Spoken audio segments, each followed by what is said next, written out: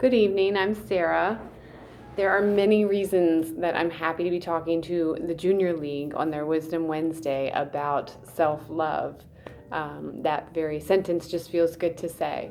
And being someone that this community can look to as a resource in wellness is very fulfilling for me. So thank you very much for inviting me. I'm thrilled to be a member of the Junior League because it truly has self love at the heart of it. And if you stick with me long enough here, you'll see what I mean. Wellness and self love is a topic I can and do ramble on about very often, and I can get very long winded about it. But yeah, if you know me personally, you know I love love. I'm always in love with something, including myself, honestly. But I will have mercy on you and hit the high notes on what I've learned on the importance of making self-love and self-worth work a priority. So there's lots I could talk about, but I will try to keep it limited to the importance of it and also the topic of how it's not selfish. There's a lot of us have been made to feel that way at one point in time, I'm sure. So I'll begin with full disclosure. I hold 0 degrees in self-love. However, I am a licensed massage therapist, a yoga teacher. I have a degree in applied science, and I am a huge, proud advocate for and excel in self-love because I ultimately see it as one way the world can change for the better. So, like I was saying, I think we've all been made to feel at one point that it's selfish to put our needs first. I mean, everybody else has to come first, right? What are we thinking? What are we, heartless? You know, but that's not true. It's quite the opposite, in fact. And again, if you stick with me long enough through this, you'll see what I mean. It's quite the investment in humanity. We've all heard the cliche, you can't pour from an empty cup. That is true. There's a reason that became cliche, but it goes beyond just booking an appointment here at my office, or simply choosing what you want for dinner or, want to do with your hour. It goes beyond that. The real work is on the inside, and implementing a practice in this area is simple, but not easy. But the good news is a practice does not demand perfection, and it's something that you can and will get better at as you learn and grow. So to introduce you to the foundations of my beliefs in this area, I can offer a few pieces of knowledge that have stuck with me over the years. 2 of my idols, the Buddha and Dave Asprey, that probably tells you a bit more about me. 2 of my heroes, my idols, are polar opposites. The Buddha embodies a quiet mind and stillness, and Dave Asprey is anything but quiet and embodies human energy potential. But both brilliant people and have really made a big impression on my realization of the utter importance of self-love. And when I say self-love, the terms, kind of go hand in hand. A psychologist may be able to differentiate between the two, but when I say self-love or self-care or self-worth, those all have these same foundations. The Buddha suggests we are all the same and that we all only want 2 things. And I don't mean that we're all alike in that there are 2 things we all want. He's suggesting that we all only want 2 things. There are only 2 things that we want. Everything else ultimately leads to these 2 things. And if we acquired these 2 things, it would eliminate human suffering.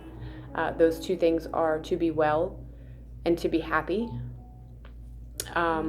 It sounds so simple. Again, so simple, not easy, and so much can get in the way of that and complicate it. So we are all the same there. We all only want 2 things. There's just a lot that gets in the way of that. Dave Asprey says in his book, headstrong, a quote that goes something like, if we all have limitless energy, we stop having to try so hard to be a good person, because it's what we always would have done if there was nothing in our way.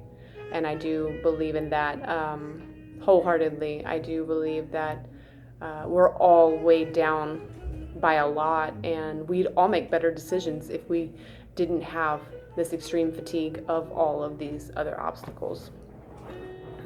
So in the 1940s, there was a psychologist named Abraham Maslow who developed the theory of human motivation.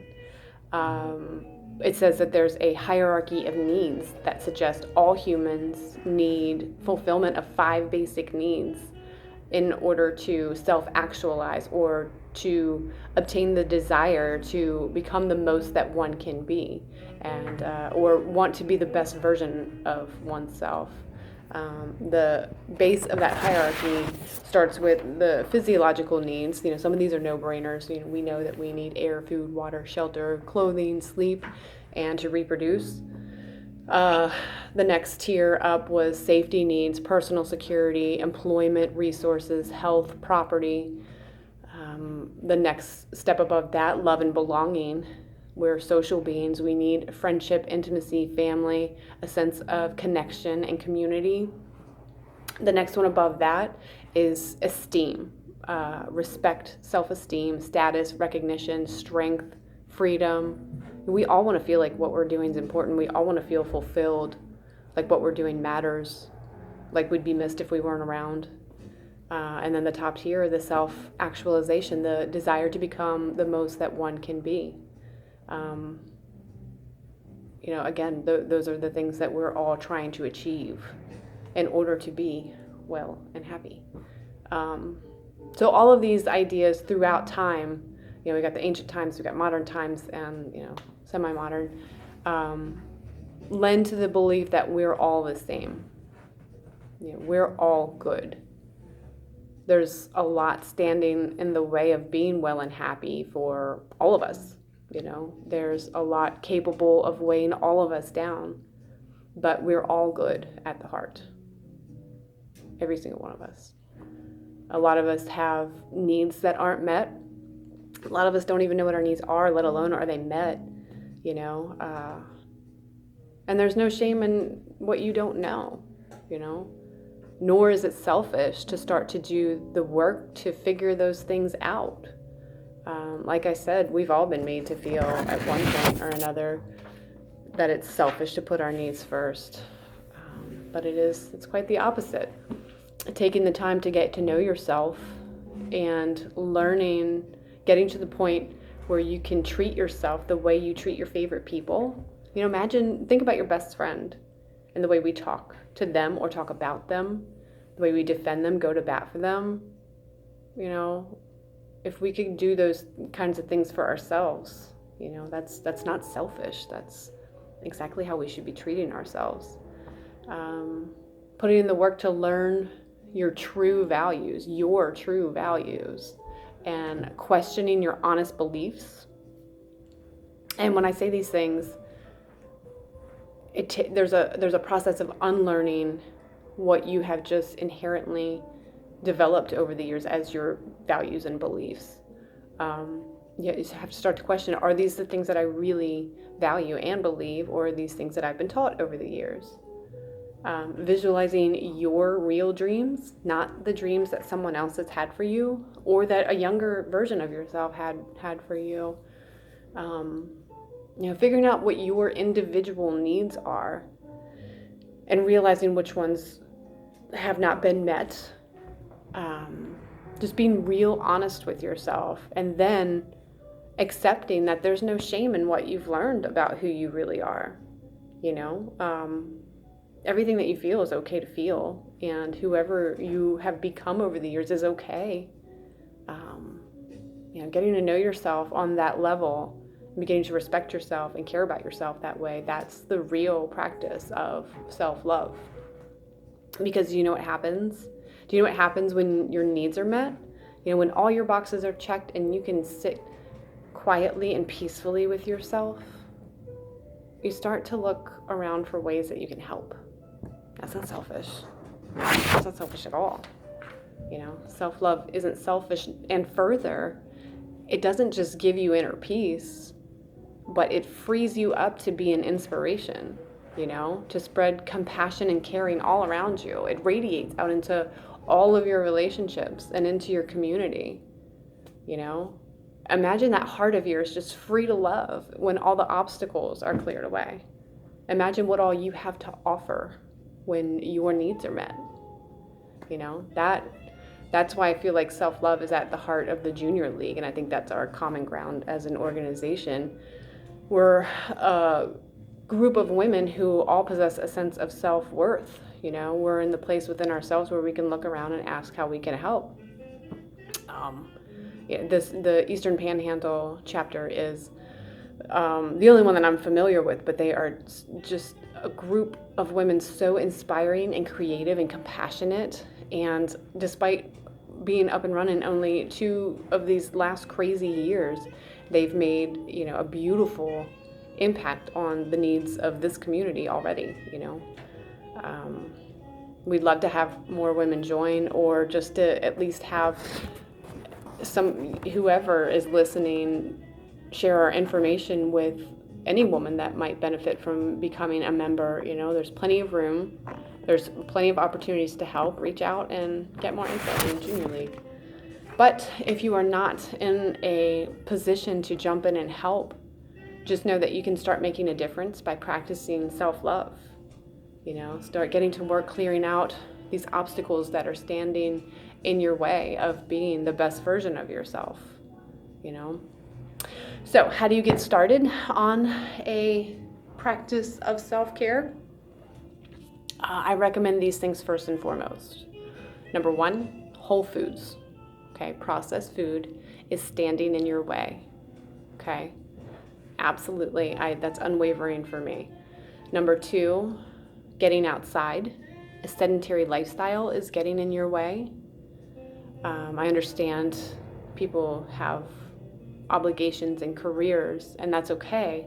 But in your free time, when you're not obligated to be inside and sitting and doing screen work and things like that, get outside and connect with nature. We are human beings, we are natural beings, and we need that. It is a need. Number 3, no one wants to hear this ever from me, but I am a huge advocate for psychotherapy, okay? Your thoughts are getting in your way. Promise, 100%, okay? Find someone to get real awkward and uncomfortable with, okay? It goes for so many scenarios in life. The very things that you don't want to do, the uncomfortable things that make you so anxious, those are the things that are going to set you free. That's exactly what you should do, okay? I know nobody wants to do it. Everybody wants to stay comfortable and just avoid stuff like that, but that is exactly what will set you free, okay? That's where the good stuff is, the vulnerability. It's best to just jump in and get real comfortable with it. Just buddy up to it. Those are usually the groundbreaking things that will clear many obstacles from your path, okay? And most insurance pays for it too. A lot of people don't know that. Go to psychologytoday.com, use their directory and find the providers in your area. Everybody's on there. You can get profiles, get a feel for their personalities, their specialties, and they usually list the insurance companies that they work with. It's a great resource. Just do it. Everybody's on there. Nobody wants to do this work, okay? Nobody does. It's awful. It's awkward, uncomfortable. Trust me. I've been there many times, and it's always awkward, but it is such a game changer. It really is. Okay, trust me.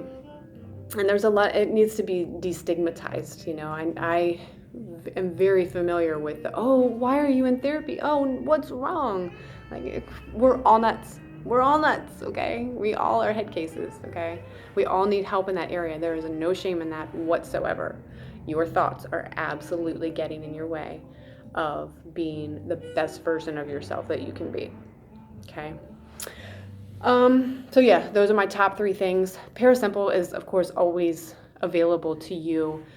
Kelly, Melanie, and I are always there should you need moments of peace, relaxation, restoration, yoga. All are always welcome, never judged.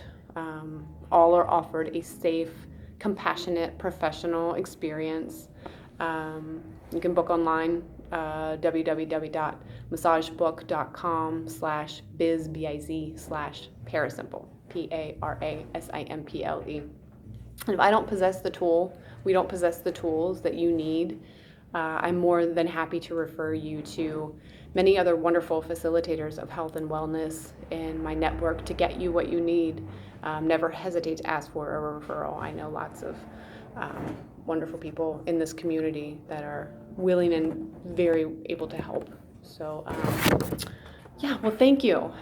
Thank you for tuning in. Thank you for listening, and great job on at least, making 15 minutes for yourself to listen to me ramble on about this. I am truly rooting for each and every one of you to begin and prioritize yourself and get some of those obstacles cleared out of your way. And thank you for supporting the Junior League of the Eastern Panhandle. It's an amazing organization.